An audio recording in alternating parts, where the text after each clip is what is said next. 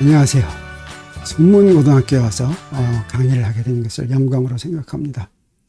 숙문고등학교는 1906년에 이제 설립되었으니까 역사가 어떻습니까? 올해로 벌써 118년입니다.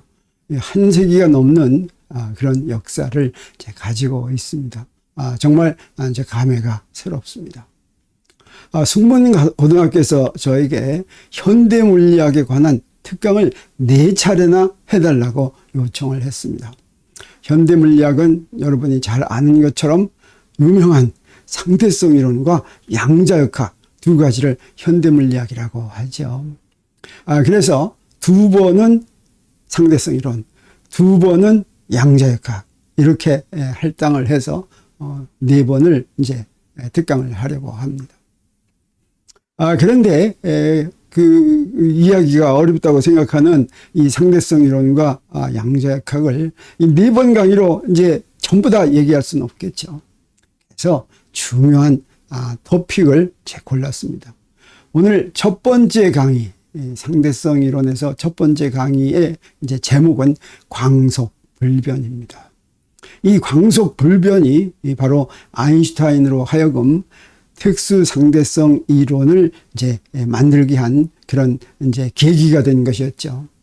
그래서 오늘은 광속불변이라고 하는 것이 어떤 의미인지, 이 광속불변이 어떻게 해서 아인슈타인에게 특상대성 이론을 이제 만들게 했는지, 그리고 이 광속불변 문제가 특수상대성 이론으로 어떻게 해결되었는지, 이런 것들을 오늘 강의에서 얘기하려고 합니다. 이 광속불변은 사실은 속도 개념에 대한 것이었습니다. 그래서 이 속도 개념을 어떻게 이해하는가 하는 걸 보기 위해서 한 가지 예를 여기서 들겠습니다. 여기에 이렇게 강물이 흐르고 있습니다. 강물이 흐르고 있는데 이때 여기 강변에 어떤 사람이 하나 서 있습니다. 여기 강변에 서 있는 사람, 이 사람을 A라고 하고 이름이 철수라고 하겠습니다. 근데 이 강문을 따라서 지금 바지선이 하나 움직이고 있습니다. 지금 간단하게 바지선을 이렇게 그렸는데 바지선은 그냥 넓어가지고 그 안에서 자동차도 움직이고 막 이렇게 할 수 있는 게 바지선이죠. 거기에 이 바지선과 같이 움직이는 사람으로 B가 있는데 이 B의 이름은 영희입니다. 영희가 여기에 바지선에 이렇게 서 있습니다. 그리고 그 바지선 위에서 이렇게 영철이가 지금 뛰어오고 있습니다. 이 영철이는 C라고 하겠습니다. 자, 이렇게 A, B, C 이렇게 이름을 붙여놓은 이유가 바로 뭐냐면 속도를 얘기할 때는 반드시 누가 본 누구의 속도 이렇게 이야기를 해야지만 됩니다. 앞으로 차차 더 왜 그래야지만 되는지에 대해서는 이제 우리가 알게 되겠지만, 그래서 속도를 제대로 표현하려면 어떻게 표현해야 되냐면 아래에다 이렇게 첨자를 붙이는 게 좋습니다. V는 이제 속도를 얘기하죠. VBA 그러면 오른쪽에 있는 놈이 왼쪽에 있는 놈을 본 속도입니다. A가 관찰자고 B가 이제 움직이는, 관찰자가 보기에 움직이는 대상이 B죠. 그래서 A가 본 B의 속도를 VBA 이렇게 표시를 하겠습니다. 예를 들어서 지금 VBA는 시속 10km다. 이거 시속 10km죠. 시속 10km다 라고 한다면 여기 있는 걸로 보자면 무슨 얘기냐면 A가 보기에 B, 그러니까 A는 철수죠. 철수는 지금 여기 강변에 서 있죠. 그래서 지면에 대해서 B는 무엇입니까? 0이죠. 이건 바지선과 같이 움직이죠. 그래서 이 시속 10km는 지면에서 볼 때, 철수가 볼 때 강물 위에서 지금 시속 10km로 가고 있다라고 하는 뜻이 되겠습니다. 그리고 이렇게 VCB는 시속 25km다라고 하면 이 B는 누굽니까? 0이죠. 그래서 바지선에 서 있는 영희가 볼 때 누굽니까? C는 영철이죠. 영철이가 지금 뛰어오고 있는데 시속 25km로 지금 뛰어오고 있다. 좀 빨리 뛰어오고 있는 셈이죠. 그러면 영희가 볼 때 영철이가 시속 25km로 뛰어오고 있으면, 그러면 철수가 볼 때 영철이는 얼마로 뛰어오고 있을까라고 하는 게 이제 질문입니다. 그러면 어떻습니까? 영희가 볼 때 영철이가 시속 25km니까 철수가 볼 때도 역시 시속 25km겠습니까? 그렇지가 않습니다. 이렇게 영철이의 속도가 누가 보느냐에 따라서 속도 값이 달라집니다. 그러면 영철이의 진짜 속도는 어떤 거겠습니까? 누가 보느냐에 따라서 속도란 원래 달라지게 되어 있는데 그 다른 속도들이 전부 다 진짜 속도입니다. 그래서 속도를 얘기할 때는 누가 본 누구의 속도라고 얘기를 해줘야지 이게 의미가 통한다라고 하는 뜻이죠. 그래서 이걸 가지고 우리 퀴즈 문제를 만들어 보겠습니다. 퀴즈 문제는 이제 사지선다형입니다. 그래서 자, 이 퀴즈 문제는 우리 아까 여기 산 것처럼 VBA는 시속 10km고 VCB는 시속 25km일 때 그때 VCA는 얼마일까? 여기서 여러분 한번 속셈으로 계산해 보겠어요. 보세요. 그러면 이런 답안이 이제 나올 가능성이 있는 것들이 이런 것들이 있습니다. 시속 10km다, 시속 25km다, 시속 35km다, 시속 40km다. 자, 이것 중에서 어떤 것이 답이겠습니까? 여러분 금방 계산할 수 있습니까? 없습니까? 여러분 대부분의 경우에 우리 머릿속에 이런 것들이 다 이제 착착착 돼가지고 계산할 수가 있습니다. 요거 답은 얼마냐면 시속 35km입니다. 그러면 우리 머릿속에 뭐가 있어서 이걸 계산하냐면 우리 머릿속에 속도 덧셈 법칙이라는 게 있는데 이 속도 덧셈 법칙은 내가 여러분한테 지금 가르쳐 줄 텐데 이건 굉장히 유용합니다. 그리고 외우기도 굉장히 쉽습니다. 그래서 요거 이용하는 법 잘 알고 있으면 여러 가지로 편리합니다. 그건 바로 어떻게 생겼냐면 VAB는 VAC 더하기 VCB다라고 하는 것입니다. 위에 벡터기호가 있죠. 그래서 이거는 직선 위에서 세 속도가 전부 같은 직선이라면 저 벡터기호를 빼도 되는데 그렇지 않고 3차원에서 막 움직이는 것도 이게 다 성립합니다. 그래서 벡터로도 성립합니다. 자, 이 속도 덧셈 법칙을 기억하는 요령은 바로 뭐냐면 바로 요겁니다. 가운데 C를 하나 집어넣었죠. VAB가 있는데 그 가운데다 C를 집어넣는데 이 C는 아무거나 집어넣어도 좋습니다. 이 얘기는 무슨 얘기냐면 B가 본 A의 속도는 C가 본 A의 속도 더하기 B가 본 C의 속도가 같다라고 하는 것이죠. 그래서 이렇게 서로 본 사람이 여럿이 있을 때 그것들 사이의 관계를 할 때 바로 여기다 이 C는 내가 원하는 아무거나 집어넣을 수가 있으니까 이렇게 계산을 한다고 하는 거죠. 자, 이런 속도 덧셈 법칙에서 가장 중요한 것은 뭐냐면 아까도 얘기했지만 속도는 반드시 누가 본 누구의 속도라고 말해야지 그 속도가 의미를 갖는다라고 하는 거죠. 어떤 물체의 속도가 하나로 딱 정해지는 것이 아니라 본 관찰자가 누구냐에 따라서 다르다라고 하는 거죠.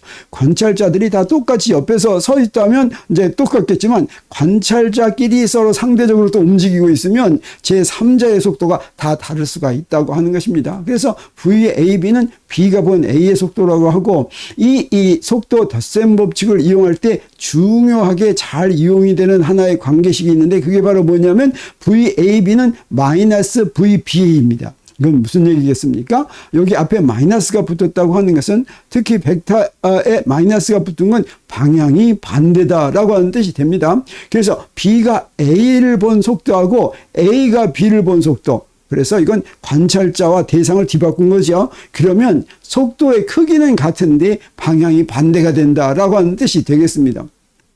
그래서 이 속도 덧셈 법칙을 이제 쓸 때는 어떨 때는 나는 지금 VBA만 알고 있는데 여기에 VAB가 들어있는 경우가 있습니다. 그러면 두 개를 바꿔야 되겠죠. 내가 알고 있는 걸로 할 때 바꿀 때는 앞에 마이너스가 붙는 거, 이걸 이용하는데 이게 이제 이용이 되겠습니다. 자, 그러면 이 문제를 어떻게 푸냐면 우리 앞에서 철수도 있고 영희도 있고 영철이도 있었으니까 아까 우리가 이미 이제 ABC를 붙여놓은 것처럼 철수를 A, 영희를 B, 영철을 C라고 하면 문제에서 무엇이 주어졌습니까? 문제에서 VBA는 시속 10km가 주어졌고 그 다음에 VCB는 시속 25km가 주어졌죠. 이건 무엇입니까? 앞에서 철수가 이제 영철을 철수가 영희를 본 거죠. 바지선의 속도가 시속 10km였고 이거는 무엇입니까? 이거는 영희가 철수를 본 거죠. 바지선에서 영철이가 뛰는 속도죠. 자, 여기다가 이제 속도 덧셈 법칙을 이제 해야지 되겠습니다. 우리 뭘 구하라고 했냐면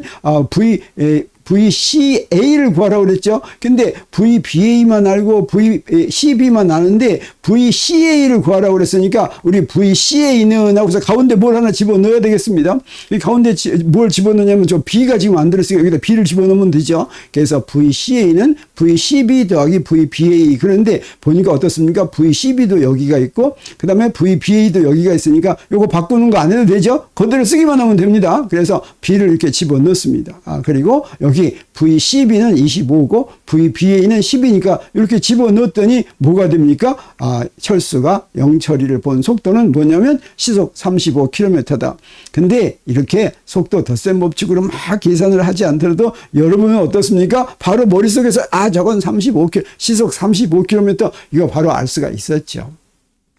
그렇지만 이런 종류의 문제가 나올 때는 이 속도 덧셈 법칙을 잘 이해해 가지고 이걸 이용하는 방법을 잘 알고 있으면 아주 좋습니다. 그래서 우리 속도 덧셈 법칙을 적용하는 그 문제를 이 푸는 순서를 한 번 더 공부를 해 보겠습니다. 지금 이 상대성 이론의 광속 불변을 공부하면서 여기 덤으로 우리 속도 덧셈 법칙 한번 이용하는 거 이제 배우게 됩니다.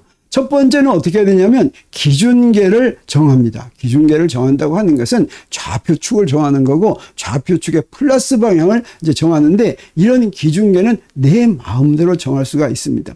기준계라고 하는 것은 물체의 운동을 기술할 때 물체가 여기서 저기까지 가면 여기서 저기까지 갈 때 물체가 어디 있는지를 숫자로 표시를 해야 됩니다. 그렇게 숫자를 표시로 할 때 기준계를 정해 놔야지 숫자를 이제 거기다 줄 수가 있는 거죠. 그런 기준계를 정할 때 원점을 정하고 좌표 쪽의 플러스 방향을 정하는 게 기준계를 정하는 것인데 그때 그건 내 마음대로 정해도 된다. 다시 말하면 기준계를 어떻게 정하든지 결과는 다 똑같다라고 하는 뜻이 되겠어요.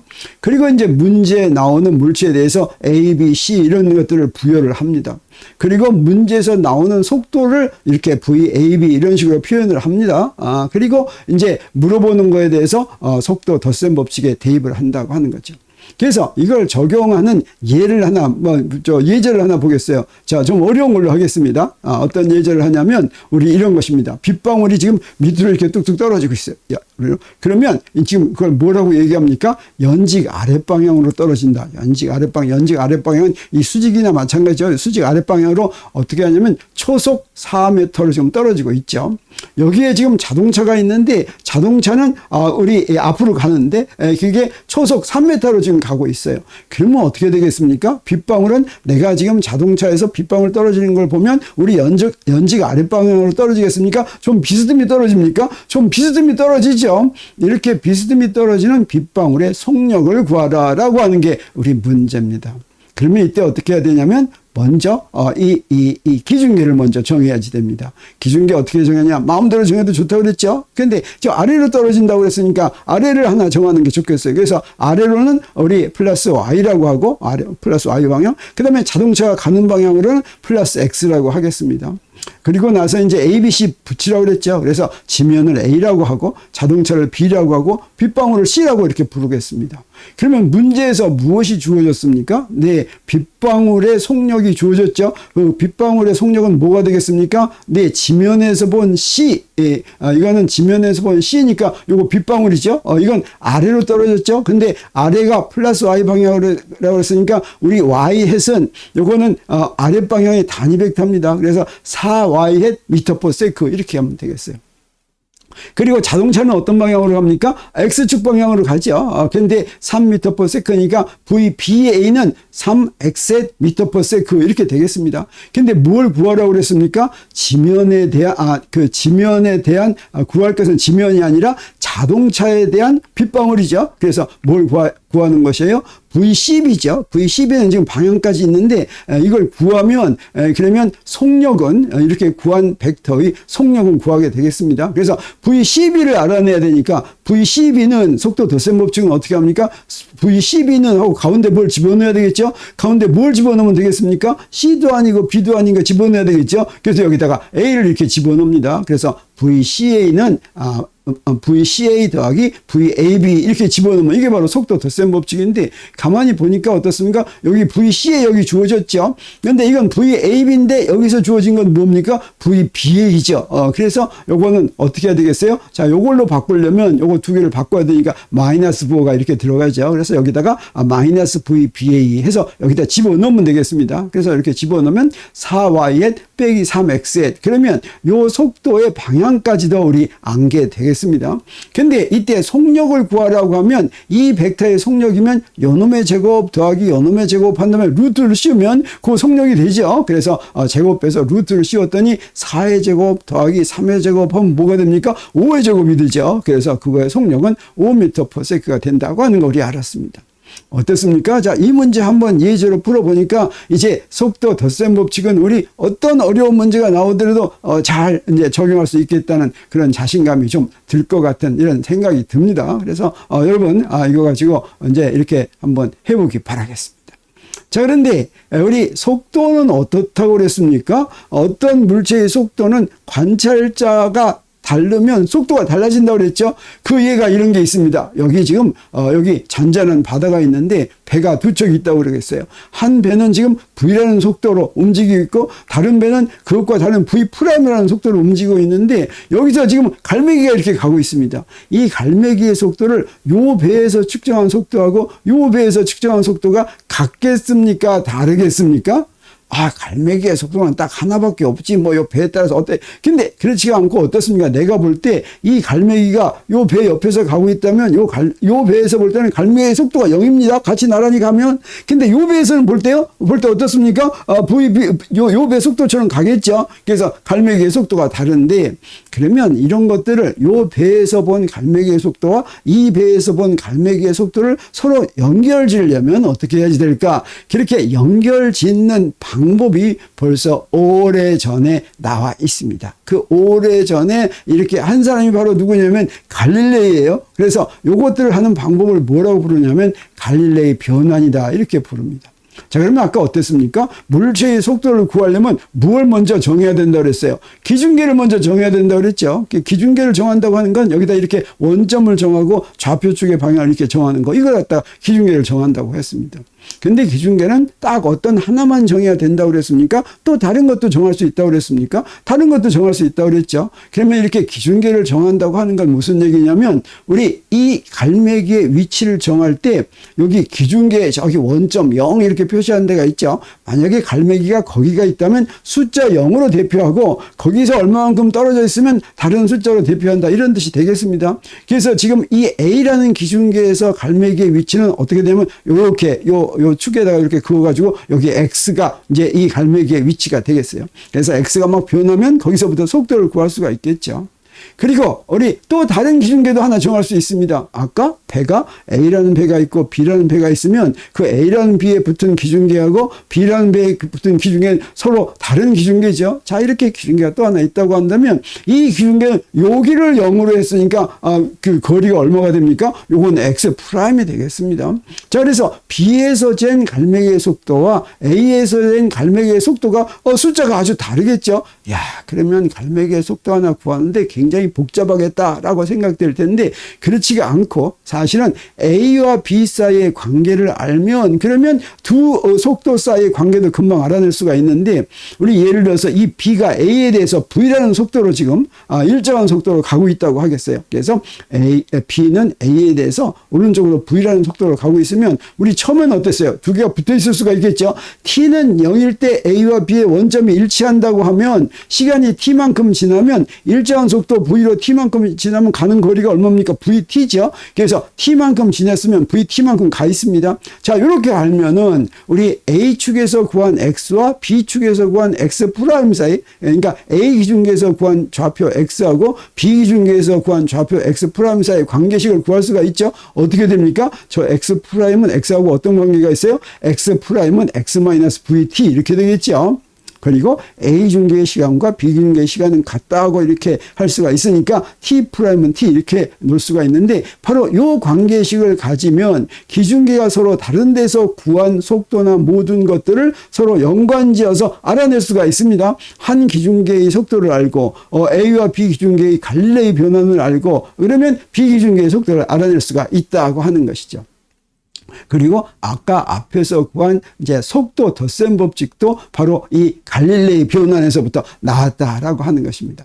그러면 속도 덧셈 법칙이 갈릴레이 변환에서 어떻게 구해졌는지 한번 보기로 하겠습니다. 자, 그러면 속도 덧셈 법칙을 이제 구하는데 여기 갈릴레이 변환이 이렇게 있습니다. 이 갈릴레이 변환에서부터 우리 뭘 알 수 있냐면 저 양변을 미분하면 저 V는 안 변하니까 dx'은 dx 빼기 v dt 그 다음에 dt'은 dt 이렇게 쓸 수가 있는데 이게 바로 미분입니다. 그래서 여기 dx'은 x'의 미분이고 dx는 x의 미분이고 그 다음에 dt는 t의 미분입니다. 요거 미분인데 요거 미분이라고 하면 어떻습니까? 우리가 뭔가 조금 불편하죠. 미분은 굉장히 어려운 것 같죠. 그렇지만 이제 오늘 또 우리 특상대성 이론 공부하면서 미분이 절대로 복잡하고 어려운 게 아니다라고 하는 걸 여러분한테 알려주기 위해서 미분에 대한 걸 어떻게 이해하면 좋은지 한번 소개하기로 하겠습니다. 먼저 미분은 무엇과 연관이 되냐면 저 x나 t와 같은 변수와 연관이 됩니다. 우리 이 물리는 어떻습니까? 자연 현상을 수학으로 설명하죠. 수학으로 설명할 때는 어떻습니까? 숫자하고 숫자를 곱하고 더하고 미분하고 이런 거죠. 그러려면 자연을 숫자로 나타내려면 어때야 됩니까? 자연에 있는 자연 현상을 숫자로 대표해야 되는데 그걸 무엇이라고 부르냐면 물리량이라고 부릅니다. 그래서 물리량은 반드시 숫자로 대표되어야 됩니다. 물리량 뭐가 있습니까? 우리가 물리 시간에 배우는 게 다 물리량입니다. 질량도 물리량, 속도도 물리량, 힘도 물리량 이런 거 이용을 할 때는 어떻습니까? 힘은 얼마다, 질량은 얼마다 숫자로 대표하죠. 자, 그랬을 때 우리 변수가 있으면 물리량을 대표하는 많은 값 중에 하나, 이걸 바로 변수라고 합니다. 예를 들어서 여기서 바나나가 이렇게 툭 떨어졌어요. 그러면 우리 이제 그 바나나를 먹으러 원숭이가 내려올 때 바나나가 여기쯤 있다고 할 때 이게 이제 변수가 되겠습니다.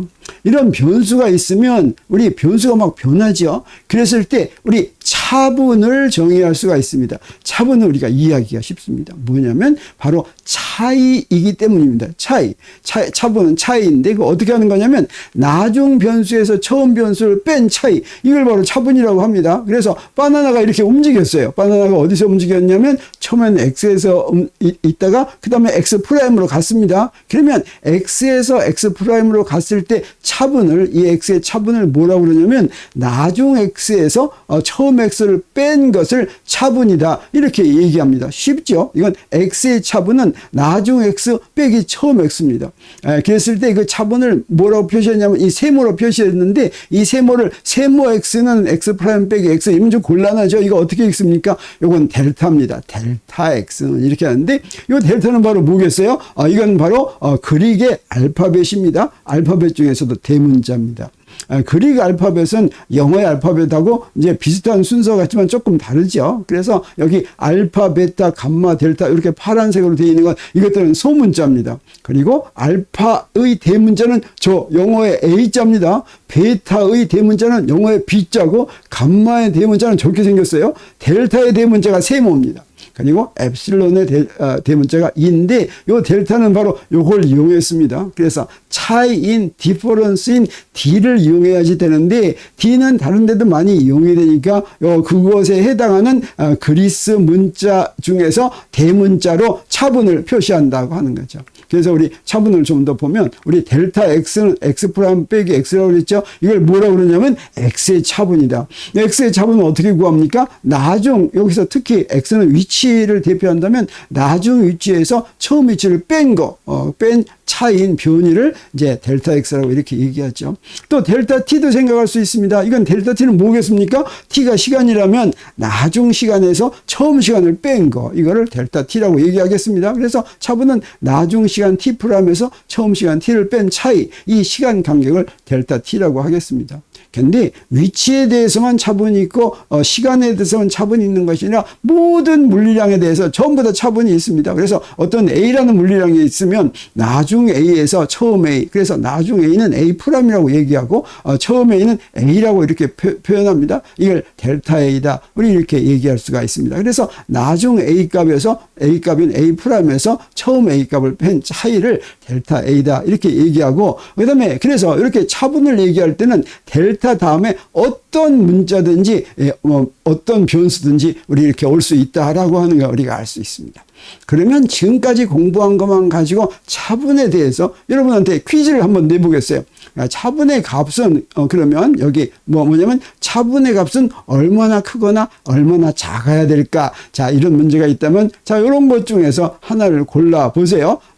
차분이라는 값은 상당히 커야 된다, 적당히 커야 된다, 상당히 작아야 된다, 아주 작아야 된다, 어떤 값이나 상관없다. 이 중에서 답이 어떤 거겠습니까? 네, 여러분 여기서 하나 고른다면 요 답은 바로 어떤 값이나 상관없다. 이게 답입니다. 이 차분값은 그냥 낮은 값에서 처음 값 빼면 되니까 어떤 값이나 상관이 없습니다. 그런데 우리 미분은 아까 굉장히 어렵게 생각하는 거라고 그랬죠. 근데 이 지금 차분은 어떻습니까? 낮은 값에서 처음 값 뺀 거니까 이거 어렵습니까? 쉽습니까? 나중에서 처음 값 뺀 게 차분이죠. 그런데 미분이 바로 차분입니다.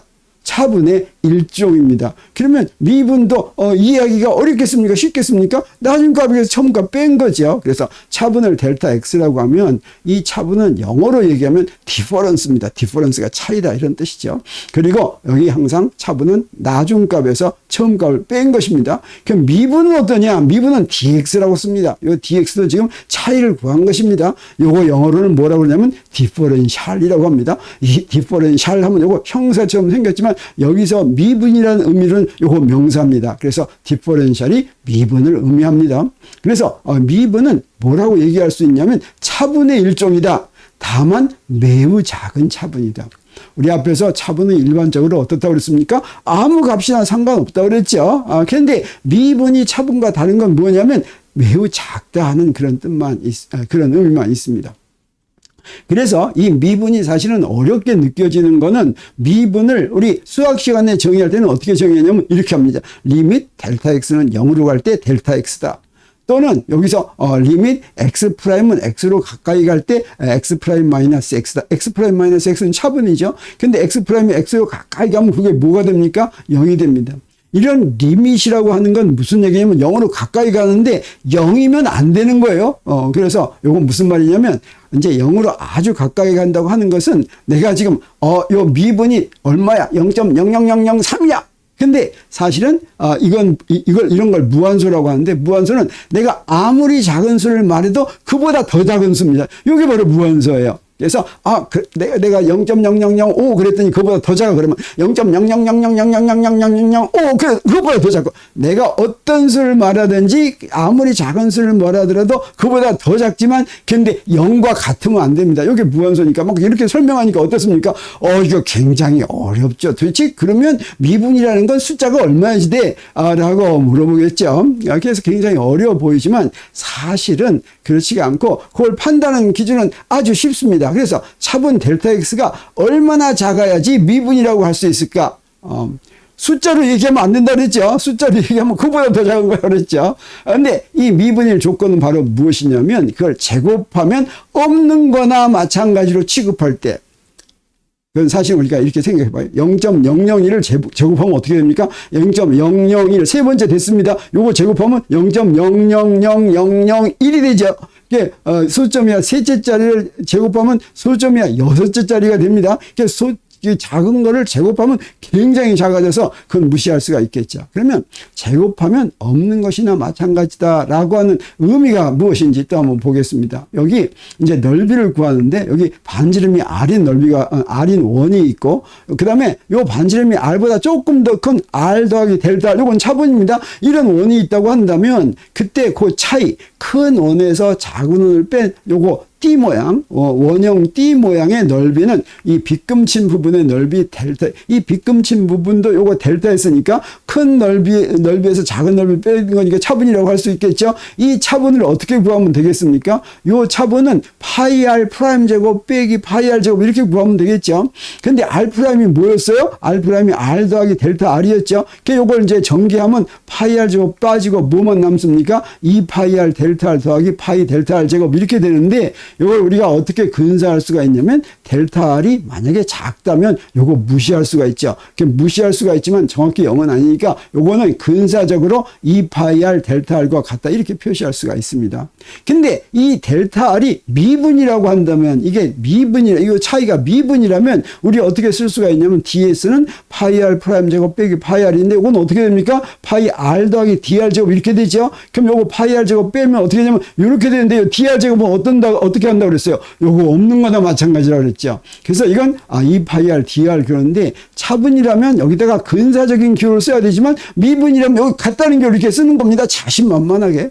dr은 제곱하면 없는 거나 마찬가지다. 이게 바로 미분의 뜻이다라고 하는 겁니다. 그래서 미분을 우리가 사용하면 앞에서 미분 나올 때 뭐만 하면 되냐면 제곱되는 경우가 있으면 그냥 그거 없는 거로 치면 이게 미분이다라고 하면 앞으로 모든 이제 계산에서 우리 미분을 잘 취급할 수가 있습니다. 그럼 어떻습니까? 미분이 어렵습니까? 어렵지 않습니까? 어렵지 않죠. 그래서 우리가 미분은 차분하고 똑같다. 그냥 차이인데 좀 작은 차이다. 그러면 얼마나 작으냐 우리가 어떻게 하느냐? 그냥 제곱하면 0으로 된다라고 하는 거 우리 안다라고 하면 되는 겁니다. 자, 그러면 또 한번 예를 하나 들어보겠어요. 여기 이렇게 직사각형이 있다고 하겠습니다. 이 직사각형이 조금 더 큰 직사각형인데 요거의 요 간격이 델타 x인 차분이라고 하겠어요.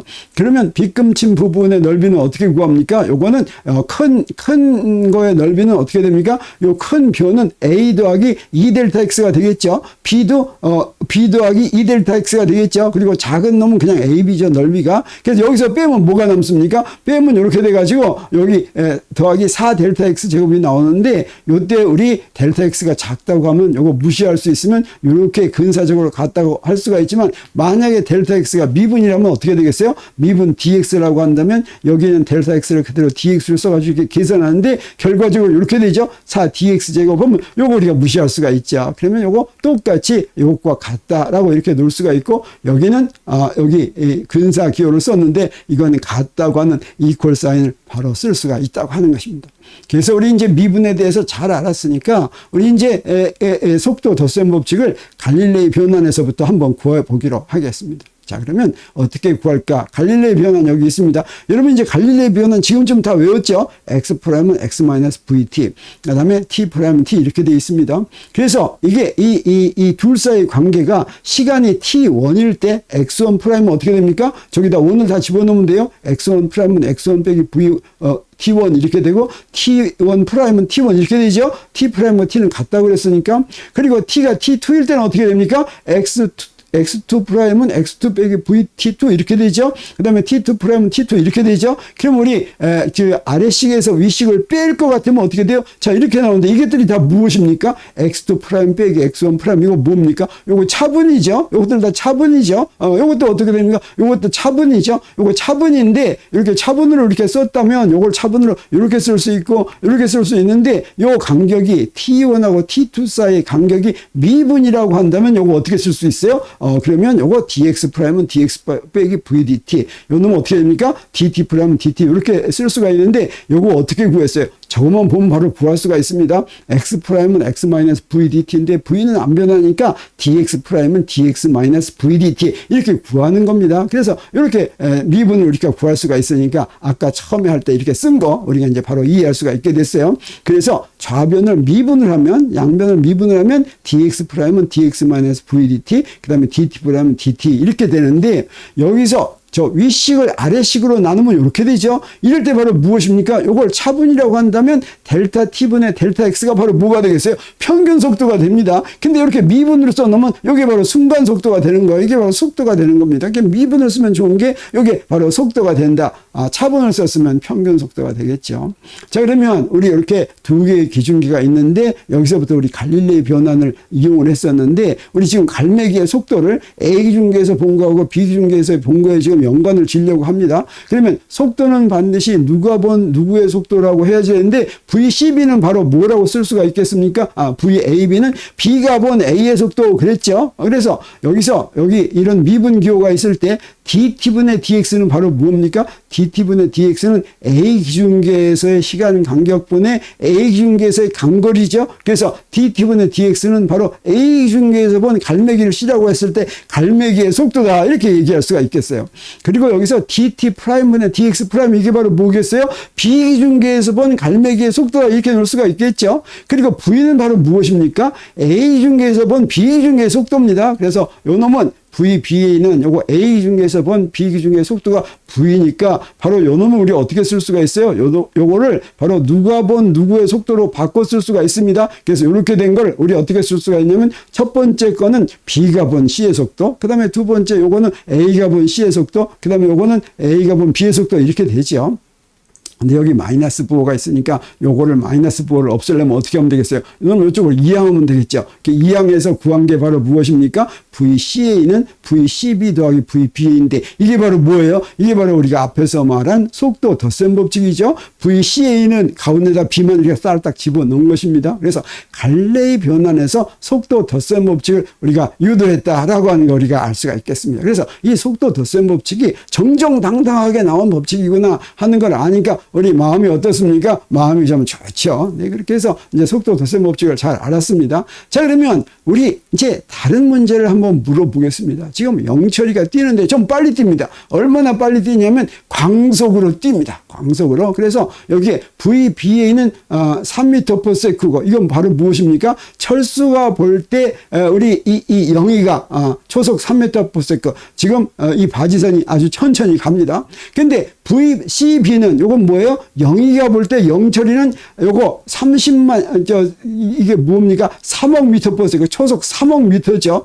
요거에 바로 광속입니다. 3 곱하기 10의 8석 m/s일 때 철수가 본 영철이의 속도 VCA는 얼마일까? 이거 구하려면 어떻게 합니까? 어렵습니까? 쉽습니까? 어렵지 않죠. 우리 아까 한 거대로 하면 될 것 같은 생각이 듭니다. 그래서 여기서 요거 뭐냐라고 할 때 VCA는 여기 나온 것들 보니까 3m/s도 있고 초속 3억 m/s도 있고 봤더니 요걸 더해야 될 것 같으니까 초속 3억에다 3 더한 걸일 수도 있고 3억에서 3 뺀 거일 수도 있고 이제 이렇게 될 수가 있죠. 이 중에서 어떤 게 그래서 영희가 본 바지선에서 본 영철의 속력이 광속과 같으면 철수가 본 영철의 속력은 얼마일까라고 물어보면 이 중에서 얼마겠습니까? 네, 속도 덧셈 법칙을 이용할 것 같으면 가만 봤더니 요거일 것 같다는 이런 생각이 들기도 하죠.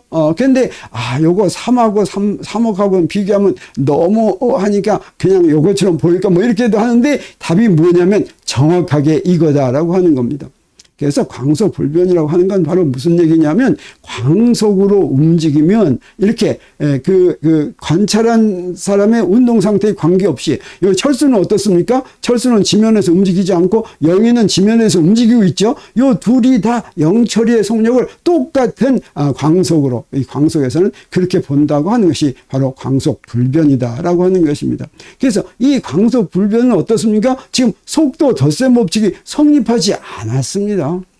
그래서 이렇게 지금 광속 불변이 무엇인가 하는 예를 들었는데 광속 불변은 우리 그냥 이제 이걸 풀어서 얘기하면 무슨 뜻이 돼요? 광속은 빛의 속력이죠. 불변은 변하지 않는다라고 하는 거죠. 그래서 빛의 속력은 변하지 않는다 이렇게 얘기하니까 빛의 속력이 어떤 경우에 변하지 않는다는 말입니까? 자, 이것도 여러분한테 퀴즈를 한번 물어보겠어요. 다음 중 광속 불변을 제대로 설명한 것을 고르라. 자, 이게 어떻습니까? 빛은 진공을 지나가는 속력이나 물속을 지나가는 속력이나 같다. 즉 빛이 지나가는 매질이 달라도 그 빛의 매질은 빛이 지나갈 때 뭐가 물질이 있으면 그걸 매질이라고 하죠. 그래서 진공 속에서 빛이 지나가면 진공을 빛의 매질이라고 합니다. 또 물속에서 빛이 지나가면 물을 빛의 매질이라고 하고 유리 속에서 빛이 지나가면 유리를 이제 빛의 매질이라고 하는데 매질이 달라도 빛의 속력이 같은 것을 광속 불변이라고 한다. 자, 그럴듯하죠.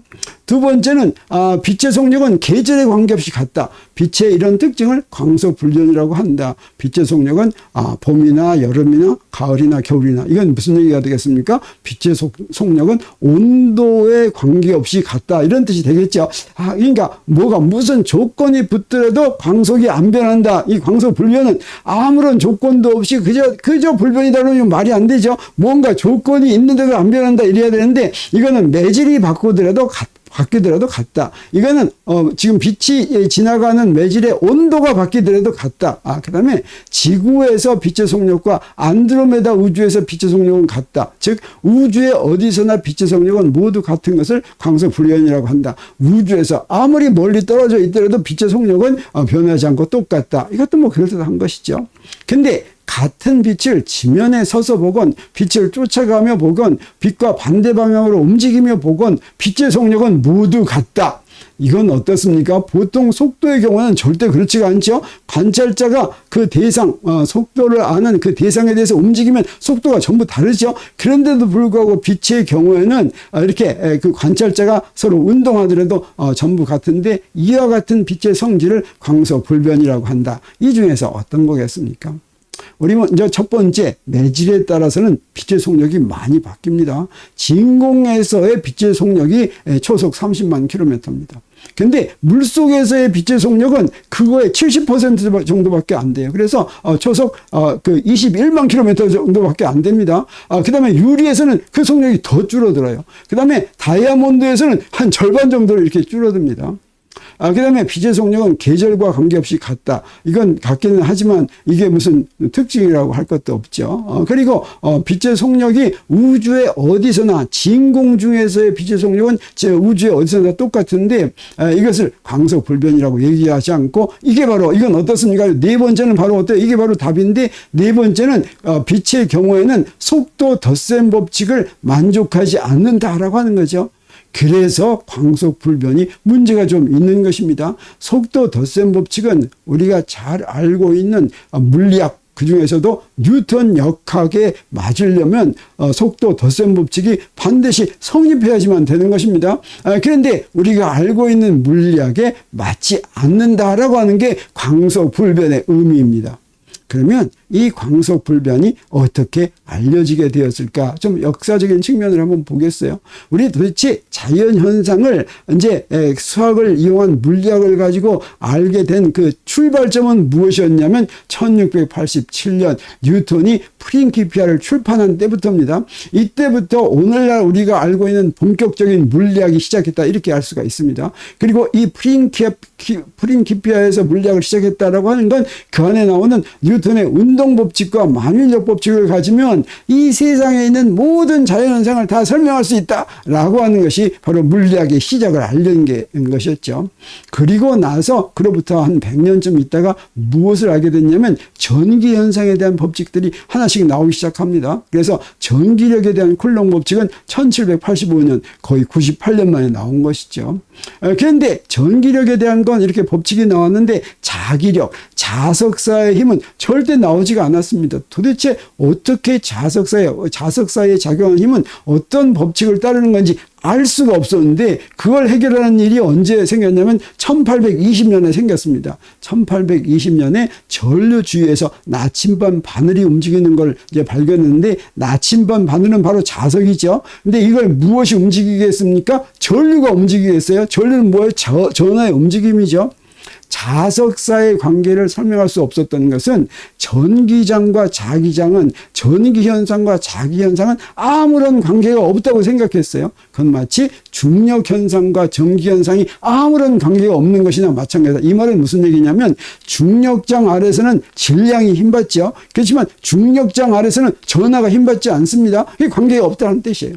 전기장 아래서 자석이 힘받지 않아요. 이게 바로 전기현상과 자기현상이 관계가 없다는 뜻입니다. 자기장 아래서, 다시 말하면 자석 옆에서는 전하가 힘받지 않습니다. 이게 전기현상과 자기현상이 서로 독립이다, 이런 뜻인데, 이 웨르스테드가 발견한 게 바로 무엇이냐면, 그 전류 주위에 이제 전기장이 생기는데, 그때 나침반 바늘이 움직인 겁니다. 전기현상과 자기현상이 서로 관계 있다라고 하는 걸 발견한 것입니다. 이건 바로 뭐였냐면 자석이 사실은 그 안에 전하가 움직이는 전류 때문에 자석이 됐다라는 걸 알게 되니까 그 다음부터는 바로바로 자기력에 대한 법칙이 발표되기 시작했어요. 그게 바로 비오사바르 법칙, 암페어 법칙 이런 것들입니다.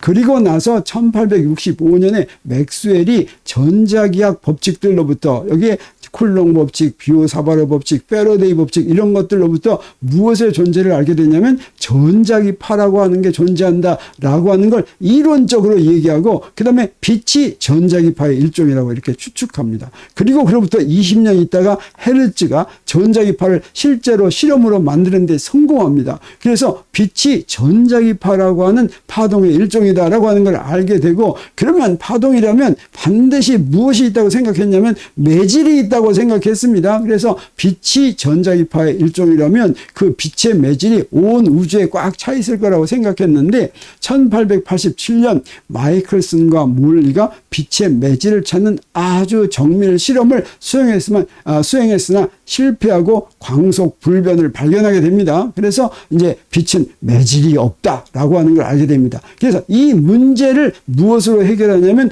특수상대성 이론으로 해결하는데 바로 아인슈타인이 광속 불변 문제를 해결하는 특수상대성 이론을 발견하게 된 것입니다. 그래서 이렇게 물리학이 처음 출현하고서 그 다음에 특수상대성 이론에 의해서 광속 불변 문제를 발견하기까지 얼마가 걸렸냐면 218년이 걸렸습니다. 그러면 특수상대성 이론을 어떻게 발견하게 됐는지 보겠습니다. 아인슈타인이 어떤 사람입니까? 네, 독일 사람이었습니다. 독일 사람 유태인이었죠. 1879년에 나서 1955년에 죽은 사람입니다. 이 사람은 독일에서 출생해서 고등학교까지만 다녔습니다. 그리고 고등학교를 자퇴했다고 그랬죠. 고등학교에서 그 독일의 고등학교 그 환경을 도저히 납득할 수가 없어서 고등학교 환경은 뭐냐면 일렬을 쫙 세워놓고 숙제 내주고 숙제 안 해오면 몇 때리고 이런 게 이제 고등학교였습니다. 근데 자유로운 정신의 소유자인 아인슈타인은 그걸 도저히 이제 참을 수가 없었습니다. 그리고 마침 이제 아인슈타인의 부모는 이제 사업에 망해가지고 이제 자기 큰 집이 있는 이태리로 이제 갔어요. 그런데 이제 이 아인슈타인은 자기 학교에서 자퇴서를 내고 이제 아버지가 있는 데로 갔는데 이 아버지가 계속 대학교 가기를 원했기 때문에 이제 독일에 있는 대학교는 고등학교를 자퇴하면 대학교를 갈 수가 없습니다. 고등학교 졸업장이 있어야지만 대학교를 가는데 이 스위스의 취리 공과대학은 고등학교 졸업장이 없더라도 시험만 보고서 들어갈 수 있는 대학이었어요. 이 스위스의 취리 공과대학은 지금 굉장히 유명합니다. 왜 유명합니까? 아인슈타인이 졸업한 대학에서 유명한데, 아인슈타인이 취리 공과대학을 왜 가게 됐느냐? 고등학교 졸업장 없이도 갈 수 있는 학교이기 때문에 아인슈타인이 이제 간 거죠. 그리고 대학교를 졸업하고, 여러분이 잘 아는 것처럼 또 대학교 다니면서 또 공부를 열심히 하지 않았습니다. 그래가지고 대학교를 졸업할 때 이제 여기서 보통 학교에 남아가지고 이제 조교가 되고, 그래서 이제 더 연구를 해서 교수가 되고 이러는데, 그 대학교에서 아인슈타인은 이제 그렇게 하려고 아무도 생각하지 않아서 이제 스위스의 특허청에 임시직으로 있으면서 이제 그 일을 했죠. 임시. 그때 이제 그 남는 시간을 이용을 해가지고 유명한 세 가지의 논문을 발표합니다. 광전 효과, 브라운 운동, 특상대성 이론, 이것들이 전부 다 노벨상을 받을 수 있는 그런 굉장한 그런 것인데, 우리 아인슈타인이 1921년에 노벨상 받았는데 그 뭐 가지고 받았냐면 광전 효과로 받았습니다. 특수상대성 이론은 받지 못했어요. 왜냐하면 이 노벨이 노벨상 줄 때 이제 딱 그 조건이 있었어요. 기초과학에 대한 업적 중에서 우리 인류의 생활을 향상시키는 데 기여한 그런 이제 업적을 남긴 사람한테 노벨상을 줘라 그랬는데, 당시로는 특수상대성 이론이 인류의 생활에 어떤 영향을 줄지 도저히 알 수가 없었습니다. 근데 광전 효과는 좀 그런 게 있었어요. 이걸로 이제 줬지만, 이건 어떻습니까? 오늘날에는 특수상대성 이론이 없으면 아무것도 못합니다. 오늘날 모든 우리의 생활을 특수상대성 이론이 꽉 붙잡고 있다, 이렇게 얘기해도 이제 과언이 아니죠. 이게 이제 1905년에 특수상대성 이론이 나왔는데, 1915년에 일반 상대성 이론을 발표하고, 그 다음에 1933년에는 그때 이제 나치를 피해서 미국으로 망명해서 프린스턴 대학교 고등연구소에서 교수를 지내면서 죽을 때까지 거기 살았습니다. 그러면 광속 불변은 왜 속도 덧셈 법칙을 만족하지 않았을까? 우리 아인슈타인이 이걸 어떻게 해결했는지 보겠습니다. 속도 덧셈 법칙은 어디서 나왔습니까? 갈릴레이 변환에서 나왔죠. 근데 이 갈릴레이 변환은 두 기준계 사이의 상대 속력이 광속에 비해서 충분히 작을 때만 성립하는 것이었습니다. 그래서 만약에 속도가 광속처럼 그렇게 빨라질 것 같으면 갈릴레이 변환은 성립하지 않습니다. 다시 말하면 갈릴레이 변환은 근사식이었어요. 아인슈타인이 이것을 발견한 것입니다. 그래서 갈릴레이 변환에 의거한 속도 덧셈 법칙도 근사 법칙이었습니다. 그래서 근사적으로만 이제 성립하는데 속도가 빨라지면 광속에 가까이 갈 것 같으면 이 속도 덧셈 법칙이 이제 성립하지 않아서 이 속도 덧셈 법칙을 제대로 된 근사 법칙이 아닌 제대로 된 이제 덧셈 법칙을 이제 만들어야 되는데 그걸 상대론적인 속도 덧셈 법칙이다 이렇게 얘기합니다. 그 상대론적인 속도 덧셈 법칙을 구하려면 어떻게 해야 되겠습니까? 갈릴레이 변환이 어떻게 해서 구한 것이었어요? 갈릴레이 변환이 같은 현상을 두 기준기에서 볼 때 관계인데 이 관계가 지금 근사식이라고 했죠. 이게 이제 제대로 된 걸로 이제 구해야지 되겠죠.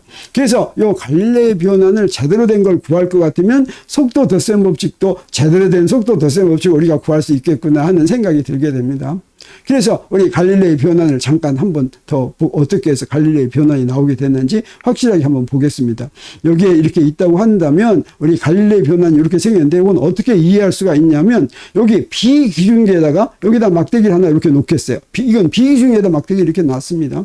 그러면 이 막대기의 길이는 우리 어떻게 이제 구할 수가 있습니까? 막대기의 길이는 요 양쪽 끝에 좌표의 차이를 가지면 요 막대기의 길이가 되죠. 그래서 비기준계에서 본 막대기의 길이는 뭐가 되냐면 여기서부터 여기 요거 차이니까 뭐가 됩니까? x 프라임 빼기 0. 요 원점에서부터 이렇게 나왔으니까 그래서 막대기의 길이가 x 프라임이다. 이렇게 얘기할 수가 있죠.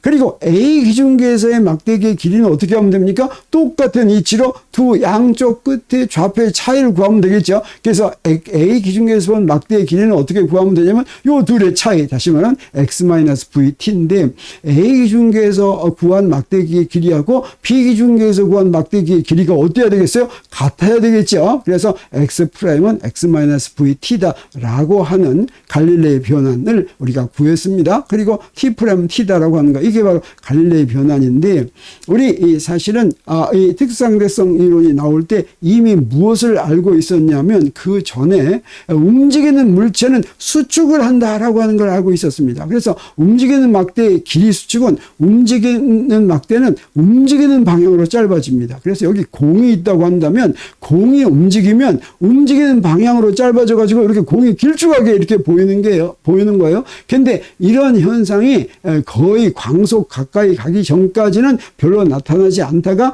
이제 광속에 가까이 가면 이렇게 나타나서 광속으로 가면 완전히 두께가 없을 정도로 이렇게 되는 것입니다. 이랬을 때 이걸 길이 수축이라고 하는데 길이 수축은 움직이지 않을 때 길을 L제로라고 한다면 그걸 감마라는 숫자로 나누는데 이 감마를 뭐라고 부르냐면 로렌츠 인자라고 부르는 것입니다. 그래서 C는 진공 중에서의 그 빛의 속력이라고 한다면 실제로 움직이는 물체의 속력을 V라고 했을 때 1-C제곱분의 V제곱, 이건 어떻게 되겠어요? 이게 만약에 광속에 가까이 가면 이게 1이 거의 되죠. 완전히 1이 되면 어떻게 됩니까? 분모가 0이 되죠. 분모가 0이 되면 감마는 어떻게 됩니까? 무한대가 되죠. 그래서 이 무한대로 나누면 어떻게 됩니까? 길이가 0이 되죠. 이렇게 속력이 빨라지면 빨라질수록 점점 분모가 작아지죠. 이게 우리 간단히 C분의 V를 뭐로도 표시하냐면 베타로도 표시합니다. 이거는 베타는 요거 속도인데 무엇을 기준으로 한 거냐면 광속을 기준으로 한 속도를 우리가 베타라고 부릅니다. 그래서 광속의 절반이면 0.5, 광속의 10%면 0.1, 베타가 0.1 이렇게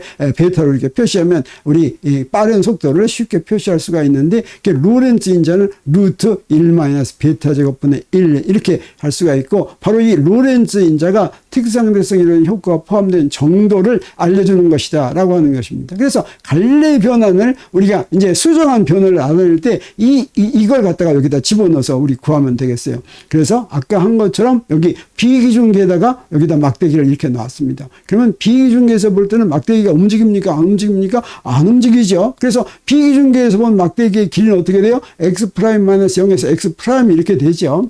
근데 A기준계에서 본 막대기의 길이는 요거 아까 갈릴레이 변환에서는 x-vt인데 A기준계에서 이 막대기를 보면 어떻습니까? 지금 움직이고 있죠. 움직이고 있으면 어때야 됩니까? 감마로 나눈 만큼 짧아져야지 되죠. 그래서 움직이지 않을 때는 x-vt지만 그게 무엇과 같아야 되지 하면 움직이지 않는 길이를 감마요 로렌츠 인자로 나눈 것과 같아야 되겠죠.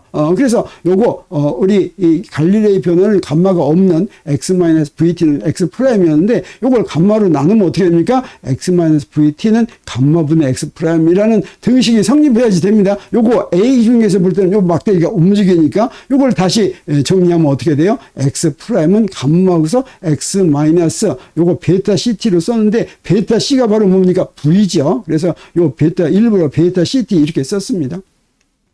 그래서 요게 바로 로렌츠 변환입니다. 요게 제대로 된 갈릴레이 변환이다. 빠른 속력에서도 언제나 성립하는 이제 변환이다. 그리고 속력이 이제 늦어질 것 같으면 요게 갈릴레이 변환으로 바뀝니다.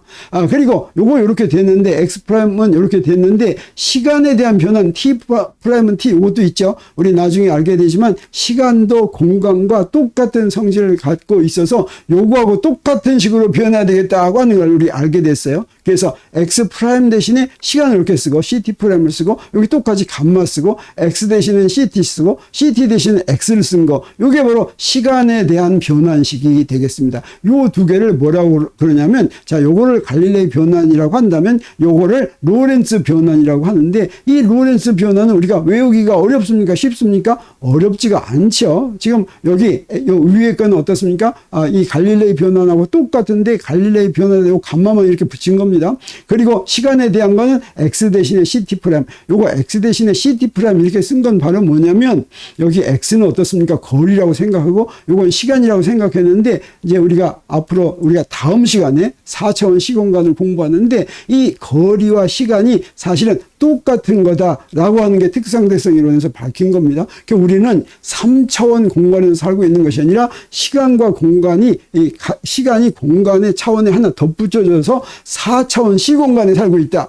그러면 어떻게 해야 됩니까? 시간도 공간과 똑같은 것이라면 단위도 똑같이 쓸 수가 있어야 되겠죠. 그래서 x의 단위가 미터라고 한다면 시간의 단위도 미터로 써야 되겠습니다. 이렇게 시간의 단위 초를 미터로 바꾸는 환산인자가 바로 뭐냐면 광속이다. C로 이렇게 곱해 놓으면 차원이 길이의 차원이 되죠. 자, 그래서 시간 대신에 CT 대신에 T 대신에 CT를 이렇게 바꿨으면 아주 좋습니다. 그래서 이렇게 된 거. CT'은 감마 CT 빼기 베타 X 하면 요것과 똑같은 방법으로 변한다고 하는 걸 우리가 알 수 있습니다. 이게 바로 로렌츠 변환이다라고 하는 거죠. 그러면 이런 로렌츠 변환을 알았을 때 이때 이제 하나 덧붙인 게 뭐예요? 갈릴레이 변환에서 유일하게 덧붙인 게 이 로렌츠 인자 감마죠. 그래서 이 감마를 어떻게 알았을까 하는 것입니다. 그래서 로렌츠 인자만 구하면 우리 로렌츠 변환에 대해서 다 알 수 있다라고 하는 걸 우리가 알 수가 있어서 우리 로렌츠 인자를 한번 구해보기로 하겠습니다. 로렌츠 변환 이렇게 생겼는데 조건, 여기서 구할 게 뭡니까? 감마 하나죠. 그러면 우리 조건 하나만 있으면 상수 감마를 우리가 정할 수 있다는 걸 우리가 알 수가 있습니다. 근데 우리 여기서 아는 게 바로 뭐냐면 시작한 게 특상대성 이론을 시작한 것이 바로 이제 광속 불변입니다. 그래서 광속 불변을 이용하기로 하겠어요. A 중에서 측정한 광속과 B 기준계에서 측정한 광속은 같다라고 하는 걸 이용을 하려면 우리 뭘 이용하냐면 우리 갈릴레이 변화는 사실은 갈릴레이 변환에서 바뀌는 게 어디서 바뀌냐면 그 서로 같이 움직이는 축에서만 바뀝니다. 그러면 여기서 x'은 x-vt가 되고 갈릴레이 변환에서도 y' 똑같고 z'은 z 똑같고 ct'은 ct인데 이게 로렌츠 변환으로 바뀔 때는 수정된 변화는 베타는 c분의 v라고 할 때 여기 x는 감마 x-베타 ct고 y' 똑같고 z' z 똑같고 이제 t만 이렇게 바뀝니다. 이랬을 때 여기 이제 감마가 이렇게 들어가는데 이때 감마를 어떤 조건으로 구하냐면 각 기준계의 원점에서 출발하는 빛의 속력이 같다. 이게 바로 광속 불변이죠. A 중계에서의 속력이나 B 중계의 속력이나. 그래서 원점에서 출발했다고 하겠어요. 그래서 원점에서 t만큼 시간이, 그러니까 비기준계에서는 t 프라임만큼 가면 그게 바로 뭡니까? 원점에서 도착한 점까지의 거리의 제곱이 바로 x 프라임 제곱 더하기 y 프라임 제곱 더하기 z 프라임 제곱이죠. 그런데 거기까지 간 거리는 그 광속 곱하기 시간 하면 되죠. 그래서 ct 프라임 이게 되겠습니다. 그래서 요 놈하고 요 놈 같으니까 빼면 뭐가 되겠어요? 0이 되겠죠. 또 a 중계에서는 어떻습니까? 원점에서 간 데까지의 거리의 제곱이 x제곱 더하기 y제곱 더하기 z제곱인데 우리 광속 c로 갔으니까 시간은 t로 갔죠. 그러면 c제곱 t제곱 한 게 같겠죠. 그래서 요거 빼면 0이죠. 그래서 우변과 좌변이 서로 같다고 놓는데 요 식 하나 가지면 요 식 하나 있으면 요게 바로 감마가 구해질 수가 있다고 하는 겁니다. 그래서 요 식으로 구할 텐데 사실은 어떻습니까? 로렌츠 변환에서 y하고 z는 상관이 없죠. 그래서 요거 두 개는 그냥 빼고 하겠어요. 너무 식만 복잡해지니까. 그래서 뭐만 같다고 이용하면 되냐면 x 프라임 제곱 빼기 c 제곱 t 프라임 제곱은 x 제곱 빼기 c 제곱 t 제곱과 같다라고 하는 것만 이용하면 되겠습니다. 자, 그래서 로렌츠 인자를 구하기 위해서 자, 요 놈을 무엇으로 표시하냐면 x하고 t, 요거 비기준계에서 구한 거죠. 비기준계에서 간 거리는 0이다. 이걸 이용합니다. 이걸 이용을 해가지고 여기다 x 프라임 대신에 요걸 대입하고 ct 프라임 대신에 요걸 대입해가지고 뭐하고 같다고 놓으면 되겠어요? x제곱 마이너스 c제곱 t제곱과 같다고 놓으면 되겠죠. 그래서 여기다가 x 프라임 대신에 이걸 집어넣었어요. 그래서 x 프라임 대신에 이걸 집어넣으면 어때요? 요거 감마 제곱 x 마이너스 베타 ct 제곱 이렇게 되죠. 빼기 c제곱 한 다음에 또 감마 제곱 ct 마이너스 베타 x 제곱 이렇게 하면 되겠습니다. 자, 요걸 가지고 이제 구하면 되겠어요. ct 제곱 하니까 이렇게 구했습니다. 자, 그래서 요걸 풀면 되겠어요. 제곱을 풀면 어떻게 되냐면 자, 이렇게 풀어집니다. 근데 가만히 들여다봤더니 어떻습니까? 여기에는 요 항은 요거 같죠? 요거 없어집니다. 그리고 이제 우리 무엇으로 이제 묶냐면 x 제곱으로 묶어요. x 제곱이 여기도 있고 여기도 있습니다. 그걸로 묶었더니 이렇게 됐어요. 그 다음에 ct 제곱으로 묶으니 이렇게 됐어요. 자, 근데 이게 뭐하고 같아야 되겠어요? x제곱 빼기 c제곱 t제곱 같아야 되겠죠? 그러면 어떠면 되겠어요? 요 놈하고 요 놈이 1이 되면 되겠죠? 그래서 요 놈하고 요 놈이 1이다 라고 하려면 어떻게 하면 되겠어요? 그러면 요거 다 똑같은 것인데 감마제곱 빼기 감마제곱 베타제곱은 감마제곱으로 빼면 1 마이너스 베타제곱인데 이게 1이다 라고 하니까 감마는 바로 뭐가 됐습니까? 아까 우리가 구했던 루트 1 마이너스 베타제곱분의 1 로렌츠 인자가 나왔습니다. 그래서 우리 이렇게 해서 이제 감마값까지 구했으니까 우리 로렌츠 변환 우리 다 안 것이나 마찬가지가 됐습니다. 갈릴레이 변환은 근사적인 변환이었고 우리 제대로 된 변환을 우리 이렇게 구할 수가 있었다라고 하는 것이죠. 자, 이렇게 구했는데 우리 이게 뭐라고 그랬습니까? 특수상대성 이론의 공식으로 우리 아인슈타인이 이걸 찾아냈습니다. 그러면 이거 뭐라고 부르는 게 좋겠습니까? 이걸 아인슈타인 변환 이렇게 부르는 게 맞겠죠. 근데 이걸 로렌츠 변환이라고 부르니까 우리 왜 수정된 변환을 로렌츠 변환이라고 부르는지 한번 그것도 한번 확인하고 지나가는 게 좋겠습니다. 그건 이런 이제 그 이야기, 이제 그 과정이 있었습니다. 1905년에 아인슈타인은 갈릴레이 변환을 특상대성 이론의 두 포스툴에 부합하도록 수정한 새로운 변환식을 유도해서 논문으로 발표했습니다. 여기서 두 개의 포스툴렛이라고 하는 건 우리 앞에서 광속 불변은 이거는 이제 그 하나의 포스툴렛은 우리 무조건 옳다고 생각하는 거죠. 또 하나는 무엇이 있었냐면 상대성 원리가 있었습니다. 그건 오늘 우리가 얘기하지 않았는데 그것도 또 똑같은 중요한 것이 하나인데 나중에 우리가 기회가 되면 얘기하겠습니다. 그 두 가지의 포스툴렛에 의해서 이 새로운 변환식을 유도했다 이렇게 얘기할 수가 있는데 1905년에 이렇게 했습니다. 근데 1904년에 이 똑같은 아인슈타인 유도한 거하고 똑같은 형태의 변환식을 누가 구했냐면 로렌츠라고 하는 사람이 구했습니다. 로렌츠는 1902년에 제2회 노벨상을 받은 사람입니다. 노벨상은 언제부터 줬습니까? 1901년부터 줬죠. 1901년에 노벨상, 첫 번째 노벨상을 누가 받았습니까? X선을 발견한 누구죠? 그 사람이 받았죠. X선. 근데 두 번째 두 번째를 이제 이 로렌츠가 받았습니다. 이 로렌츠는 네덜란드 사람이었는데 당시에 유럽에서 물리학자 중에서 가장 지도적인 그런 입장에 있는 사람이었어요. 근데 당시에 어떤 문제가 있었냐면 움직이는 물체가 빨라지는, 특히 전하를 갖고 있는, 특히 전자가 움직이면 길이가 수축되어 보이는 현상을 설명하기 위해서 로렌츠 변환과 똑같은 식을 유도해서 발표했습니다. 그렇지만 아인슈타인은 특수상대성 이론을 유도할 때 이런 어떤 현상이 아니라 두 개의 포스툴레이트를 설명하기 위해서 이제 새롭게 유도한 것이죠. 그래서 유도한 이치는 전혀 다릅니다. 그런데 똑같은 형태로 발표했기 때문에 사람들이 특수상대성 이론의 변환식을 이거 똑같은 식을 이미 로렌츠가 발견을 했고, 로렌츠는 당시에 유럽에서 가장 훌륭한 물리학자였기 때문에 이것을 로렌츠 변환이라고 부르기로 그렇게 결정했던 것입니다.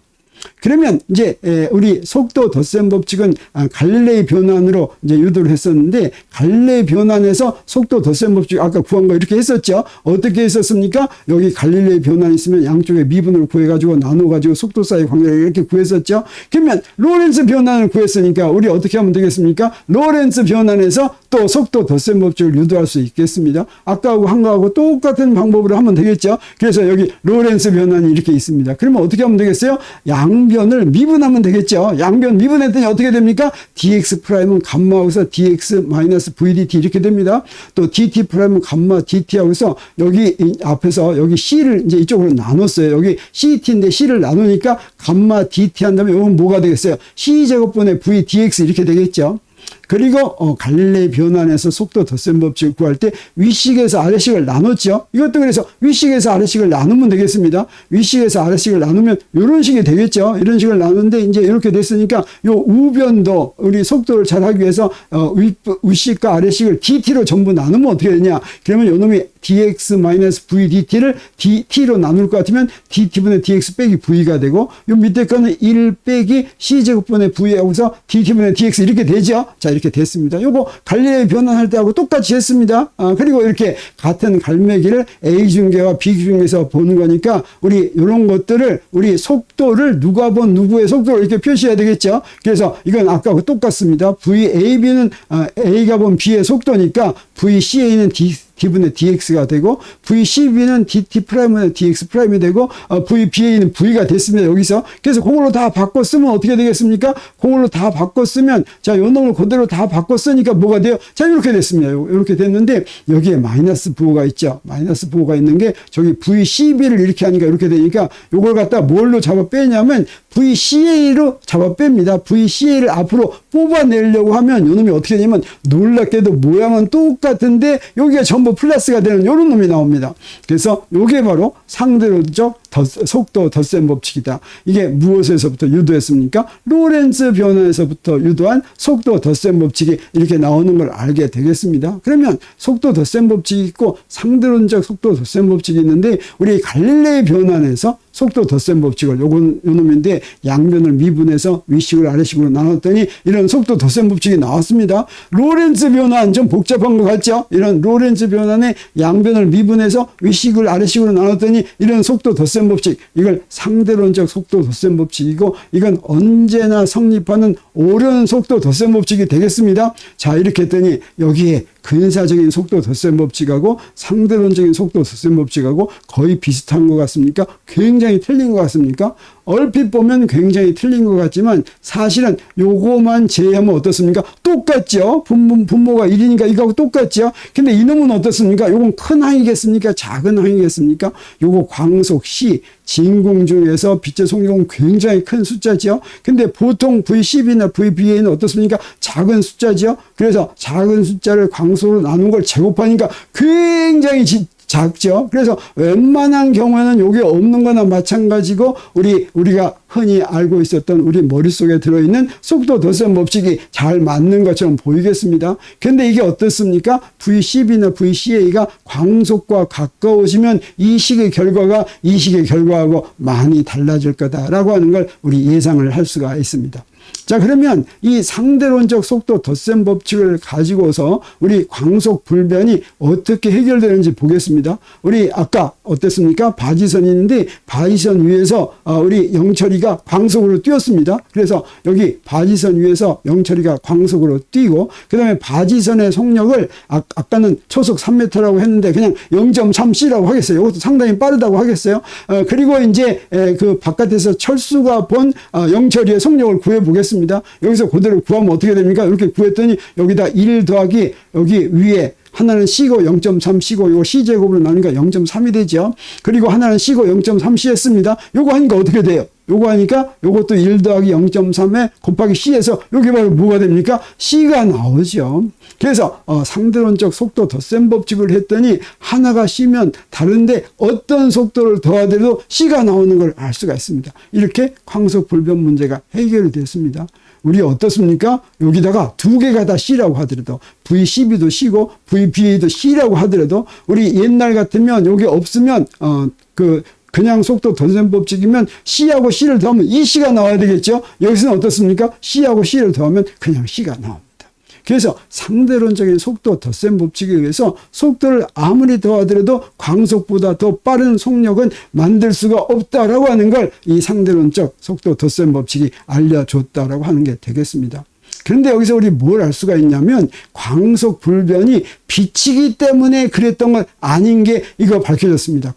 광속 불변이라고 하는 것은 모든 물체가 어떤 물체든지 광속으로 달리면 C라는 속도로 달리면 C가 바로 뭐예요? 진공 중에서 빛의 속력이었습니다. 진공 중에서 빛의 속력은 마침 우리가 깨달은 게 빛이 가는 속력이었기 때문에 깨달은 거지만 어떤 다른 물체라도 바로 빛과 똑같은 그런 성질을 갖는다. 그래서 광속 불변이라고 하는 건 빛의 성질이 아니라 속도의 성질이다라고 하는 뜻이 되겠습니다. 그래서 빛이 진공을 지나가는 속력인 C보다 더 빠른 속력이란 존재하지 않는 것이다 라고 하는 게 광속 불변에서부터 우리가 특히 상대론적 속도 덧셈 법칙에서부터 아는 거고, 우리가 이제 다음 시간에는 우리 상대성 이론 2시간 하는데 첫 번째 시간은 우리가 광속 불변에 대해서 얘기했는데 다음 시간은 4차원 시공간에서 공부합니다. 4차원 시공간에서 공부할 것 같으면 속력이라고 하는 것이 C보다 더 빠를 수는 절대로 없다. 원칙적으로 없다. 그래서 C보다 더 빠른 속력이라고 하는 건 존재하지 않는다라고 하는 것을 우리 바로 알 수 있게 됩니다. 그래서 빛을 포함해서 정지 질량이 0인 것은 모두 진공력에서 C로 움직입니다. 정지 질량이 이제 빛은 우리가 정지 질량이 0이다라고 하는 걸 아는데, 이거는 어떤 다른 속도로 가지 않고 정지 질량이 0인 놈은 항상 그냥 C로 움직입니다. 그러면 정지 질량이 0인 게 빛 아니고 다른 것도 또 있습니까? 네, 다른 것도 또 있습니다. 그 하나 아는 아주 잘 아는 게 바로 뭐냐면 중력파라고 하는 게 우리를 알죠. 그리고 중성 미자라고 하는 것도 질량이 거의 없습니다. 그래서 이것도 C로 움직입니다. 근데 정지 질량이 0이 아닌 것은 움직이는 속력이 결코 C가 될 수가 없다고 하는 것을 우리 알고 있습니다. 그리고 속력에서 속력의 개념으로 가장 빠른 속력이 바로 C다. 우리가 가끔 이런 얘기 합니다. 광속보다 더 빠르면 그러면 타임머신을 만들 수도 있고 막 이런 얘기 하죠. 이런 거는 가능하지 않다라고 하는 거죠. 속력이라는 개념에 광속보다 더 빠른 속력이라는 건 아예 존재하지 않는다라고 하는 것을 우리 나중에 알 수가 있습니다. 그리고 여기 속도 덧셈 법칙, 상대론적인 속도 덧셈 법칙으로도 속력이 광속보다 더 커질 수가 없고, 그 다음에 이제 점점 빠르면 특상대성 이론에 의해서 물체의 질량이 점점 커집니다. 물체의 질량이 점점 커지면 질량이라고 하는 건 이제 관성인데, 질량이 크면 클수록 가속을 하는데 더 큰 힘이 필요합니다. 그래서 속력이 거의 광속에 가까이 갈 것 같으면 질량이 무한대가 돼가지고 이것을 절대로 광속보다는 더 빠르게 도저히 가속시킬 수가 없다. 이렇게 여러 가지 이론들이 전부 다 속력이라고 하는 것은 광속이 바로 최대값이다 하는 것으로 이제 가고 있다고 하는 것이죠. 그러면 이거 가지고 우리 퀴즈를 하나 풀어보기로 하겠습니다. 요거 상대론적인 속도 덧셈 법칙을 이용한 것입니다. 여기에 이제 지구가 이렇게 있는데 지구 양쪽으로 로켓이 출발합니다. 그래서 지구를 C라고 하고 지구에서 왼쪽으로 가는 로켓을 A라고 하고 오른쪽으로 가는 로켓을 B라고 하겠어요. 그래서 지구를 중심으로 오른쪽을 플러스로 하겠습니다. 그래서 A는 지금 속력이 뭐로 가고 있냐면 마이너스 0.5C로 가고 있습니다. B는 플러스 0.5C로 가고 있어요. 지구에서 볼 때입니다. 그래서 여기에 VAC, VBC 이랬죠. 그랬을 때 우리 무엇을 구하냐면 두 우주선 A와 B가 그림과 같이 서로 반대쪽으로 지구로부터 0.5C의 속력으로 멀어진다고 한다면 우주선 A가 본 우주선 B의 속력은 얼마일까? 여기서 A가 본 B의 속력은 얼마겠습니까? 하나는 왼쪽으로 0.5C로 가고 있고 하나는 오른쪽으로 지구에 대해서 오른쪽으로 0.5C로 가고 있으면 우리 그냥 속도 덧셈 법칙을 이용하면 어떻게 됩니까? A가 본 B의 속력은 C겠죠. 자, 그런데 상대론적 속도 덧셈 법칙을 이용하면 그것과는 좀 다르다라고 하는 걸 우리가 알 수가 있는데 이 중에서 어떤 거겠습니까? 이 중에서 어떤 거냐면 우리 계산하면 뭐가 나오냐면 0.8C가 나옵니다. 그래서 한번 계산해 보기로 하겠어요. 자, 이렇게 계산을 하는데 우리 지금 여기 뭘 압니까? VAC하고 VBC가 있는데 여기 속도 덧셈 법칙을 이용할 것 같으면 상대론적인 속도 덧셈 법칙 이렇게 돼 있죠. 여기 VCA가 있죠. 여기는 VAC고 VBC인데 여기 VBC가 있죠. 그래서 하나를 마이너스로 만들어야 되겠습니다. 그래서 이렇게 마이너스로 만들어서 여기다 대입할 것 같으면 자, 이렇게 대입할 수가 있고 이걸 구할 것 같으면 뭐가 되냐면 0.8C가 된다고 하는 걸 우리가 알 수가 있습니다. 자, 그러면 우리가 이 특수상대성 이론에서 이런 것들을 알게 됐는데 그러면 상대성 이론이란 무엇인가 좀 확실하게 하고 넘어가야 되겠습니다. 상대성 이론이란 뭐냐면 이런 겁니다. 우리가 지금까지 뭐 했습니까? 여기 갈매기가 있는데 갈매기의 운동을 기술하기 위해서는 반드시 뭘 만들어야 된다 그랬어요? 기준계를 만들어야 된다 그랬죠. 이 기준계는 어떻습니까? 마음대로 만들 수가 있다고 그랬죠. A라는 기준계도 만들 수 있고 B라는 기준계로 만들 수가 있는데 A의 위치를 기준계에서 숫자로 표시하면 요거 A 기준계에서 숫자로 표시한 거고 B 기준계에서 숫자로 표시한 게 같습니까? 다릅니까? 뭐 같을 수도 있지만 다를 수도 있겠죠. 다르면 어떻습니까? A 기준계 숫자하고 B 기준계 숫자 사이에 관계를 맺어야 되겠죠. 그게 우리 뉴턴 역학에서는 갈레이 변환이었는데 상대성 이론에서는 뭐였습니까? 로렌츠 변환이었죠. 그래서 이렇게 한 대상 물체를 똑같은 대상 물체를 두 기준계에서 기술할 때 여기서 구한 숫자와 여기서 구한 숫자 사이의 관계를 우리 뭐라고 하냐면 그 이론을 상대성 이론이라고 하는데 우리가 이제 알게 되겠지만 상대성 이론은 두 가지가 있다 그랬어요. 특수상대성 이론이 있고 일반 상대성 이론인데 1905년에 아인슈타인이 처음 시작한 상대성 이론은 특수상대성 이론입니다. 특수상대성 이론은 어떤 경우냐면 여기 A와 B 두 기준계가 있는데 우리 앞에서 로렌츠 변환 유도할 때 무엇을 이용했냐면 B라는 기준계가 A라는 기준계에 의해서 등속도로 운동한 경우였죠. 이렇게 등속도로 운동한 경우에만 로렌츠 변환이 성립합니다. 그래서 이렇게 A와 B 두 기준계가 서로 상대적으로 등속도 운동할 때 그게 바로 특수상대성 이론이다라고 할 수가 있겠습니다. 그래서 특수상대성 이론에서는 우리 바로 그 둘 사이에 두 기준계 사이의 관계를 로렌츠 변환으로 연결된다고 하는 걸 이제 우리가 알았는데 이 로렌츠 변환이 특수상대성 이론의 기본식입니다. 이 말은 무슨 얘기냐면 특수상대성 이론의 결과를 구하는데 이 식 말고 다른 식이 필요가 없습니다. 이 식 하나 가지고 모든 특수상대성 이론의 결과가 다 나온다라고 하는 것이죠. 그래서 우리 유명한 E는 mc제곱이 특수상대성 이론에서 저절로 튀어나왔다고 했는데 이 로렌츠 변환에서부터 저절로 튀어나왔습니다. 또 우리가 사는 이 세계가 3차원 공간이고 시간은 따로 있는 것이 아니라 우리가 4차원 시공간에 살고 있다는 걸 알게 됐다고 했는데 그것도 이 로렌츠 변환으로부터 알게 된 것입니다. 그래서 특수상대성 이론으로 알게 된 사실은 모두 로렌츠 변환으로 설명이 된다. 이걸 로렌츠 변환을 특수상대성 이론의 기본식이다. 이렇게 얘기합니다. 물리에서 나오는 과목들은 전부 다 그 과목의 기본식이 딱 정해져 있습니다. 뉴턴 역학의 기본식이 바로 무엇입니까? 뉴턴의 운동방정식이죠. F는 ma입니다. 그래서 뉴턴 역학으로 기술하는 모든 현상은 F는 ma 가지고 전부 다 설명합니다. 또 전자기하의 기본식은 무엇입니까? 맥스웰 방정식입니다. 맥스웰 방정식은 4개의 식으로 구성이 되어 있는데 사실 이 맥스웰 방정식을 특수상대성 이론의 형식으로 표현할 것 같으면 하나의 식으로 만들 수가 있습니다. 그건 무슨 얘기나 비슷하냐면 우리 뉴턴의 운동방정식도 벡터식이죠. 이 벡터식을 풀려면 X성분 따로 풀고 Y성분 따로 풀고 Z성분 따로 풀어야 되죠. 식이 3개 있는 거나 마찬가지입니다. 마찬가지로 이제 특수상대성 이론에 의하면 4차원 시공간에 식의 성분들이 있는데 바로 놀랍게도 맥스웰 방정식에서 취급하는 4개의 식이 바로 하나는 쿨롱 방정식, 쿨롱 법칙이고 또 하나는 비오사바르 법칙이고 또 하나는 패러데이 법칙이고 또 하나는 자기현상에 대한 쿨롱 법칙인데 이것들이 다 똑같은 법칙 하나로 대표될 수 있다라고 하는 놀라운 사실이 이거 맥스웰 방정식이 전자기 현상의 기본식이다라고 하는 것입니다. 특수상대성 이론의 기본식도 바로 이 로렌츠 변환이다라고 하는 것이죠. 그래서 특수상대성 이론에 의해서 시간은 공간과 무관하지가 않아서 우리가 사는 세상은 4차원 시공간이다 라고 하는 걸 우리가 알게 됐고 4차원 시공간에서는 속력이 C보다 더 큰 값을 가질 수 없다라고 하는 걸 우리가 이제 우리 다음 시간에 이제 얘기할 수가 있게 됩니다. 그래서 우리 현대물리학 특강 첫 번째 시간은 이것으로 마치고 우리 두 번째 시간의 제목은 4차원 시공간이 되겠습니다. 긴 시간 강의를 들어줘서 대단히 감사합니다. 오늘 강의는 여기서 마치겠습니다.